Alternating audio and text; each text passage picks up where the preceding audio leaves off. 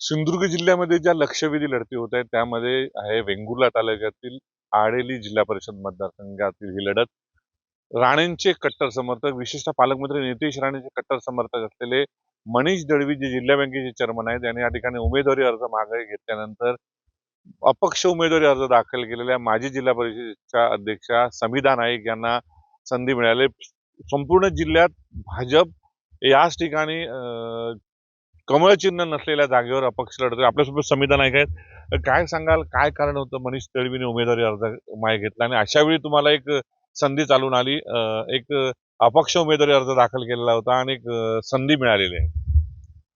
दळवी साहेबांचा प्रचार हा इकडे बऱ्यापैकी चालू होता. पण अचानक असं काय झालं हे आम्हाला पण तेव्हा काय कळलं नाही, की त्यांनी फॉर्म का पाठी घेतला. पण काल आमची एक सभा झाली इथे वेतुऱ्यामध्ये. तेव्हा साहेबांनी सांगितलं, की राणे साहेबांनी जो निर्णय दिला, त्याच्या निर्णयाच्या बाहेर मी नाही. त्यांनी सांगितलं फॉर्म पाठी घे. तर जे साहेबांचा आदेश असेल तो आम्ही मान्य केला आणि दळवी साहेबांनी आणि राणे साहेबांनी सांगितलं, की आता हे तुम्हाला लढवायचं.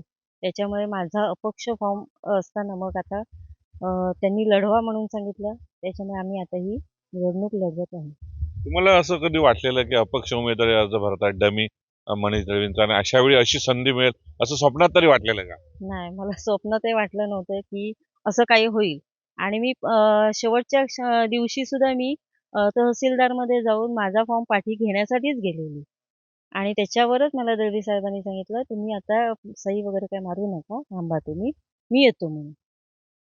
एकीकडे मनीष दळवीने अर्ज मागे घेतल्यानंतर कालच्या बेतुऱ्यातील सभेत असं म्हटलं की एकीकडे कसं आहे माहिती आहे, हे वरच्या लेव्हलचं राजकारण आहे. आम्ही तसे बघितलं तर सर्वसामान्य कार्यकर्ते आहेत. आता दळवी साहेबांनी काल आम्हाला जे सांगितलं मीटिंगमध्ये, जसा पक्षाकडनं त्यांना आदेश आला, साहेबांकडनं आदेश आला, त्याप्रमाणे त्यांनी केलं.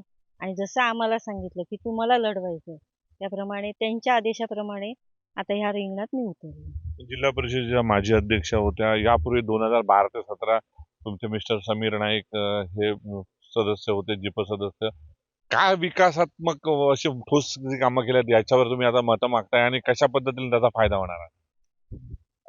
समीर नाईक जेव्हा पहिल्या टर्ममध्ये आले, तेव्हा आमच्या पूर्ण आडेली मतदारसंघामध्ये आमच्या जे सर्वसामान्य शेतकरी आहेत, त्यांना पहिली गोष्ट म्हणजे पंचायत समिती ही कुठे माहिती नव्हती. ती समीर नाईकांमुळे समजली गेली.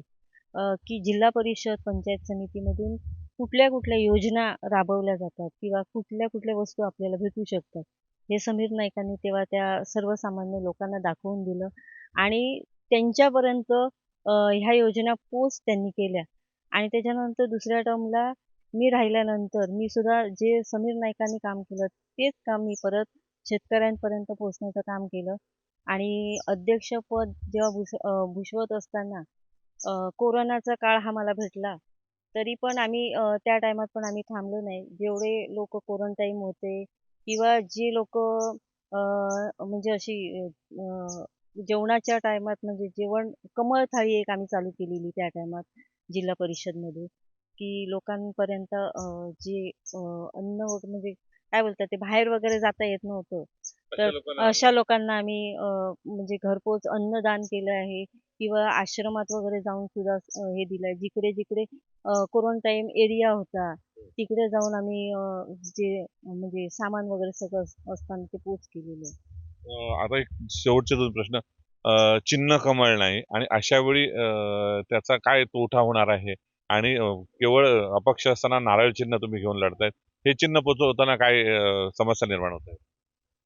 समस्या थोड्या आहेत, कारण अचानक मिळाल्यामुळे नारळ हे चिन्ह मिळालंय आणि पक्षाचं चिन्ह नाहीये आणि हातात भेटल्यात फक्त 7 ते 8 दिवस आहेत.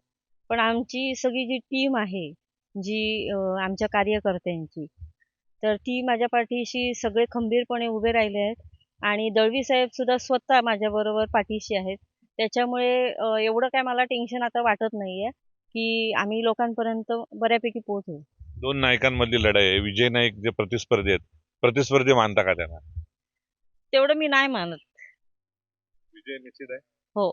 आपल्यासोबत ते संविधान आहेत. सिंधुदुर्ग जिल्ह्यामध्ये एकमेव अशी लढत आहे ज्या ठिकाणी भाजप लढत आहे, मात्र कमळ चिन्हावर नाही. तर ज्याने अपक्ष उमेदवारी दाखल केली होती आणि उमेदवारी मागे घेणार होत्या त्यांना त्याची लॉटरी लागली. ते संविधान आहे आहेत माजी जिल्हा परिषद अध्यक्ष, आणि त्यामुळे वेतोरेमधली ही लढत आता कशा पद्धतीमध्ये रंगत होते आणि काय निकाल लागतो याचं संपूर्ण महाराष्ट्राचं लक्ष लागून राहिलं पाहायला मिळतं.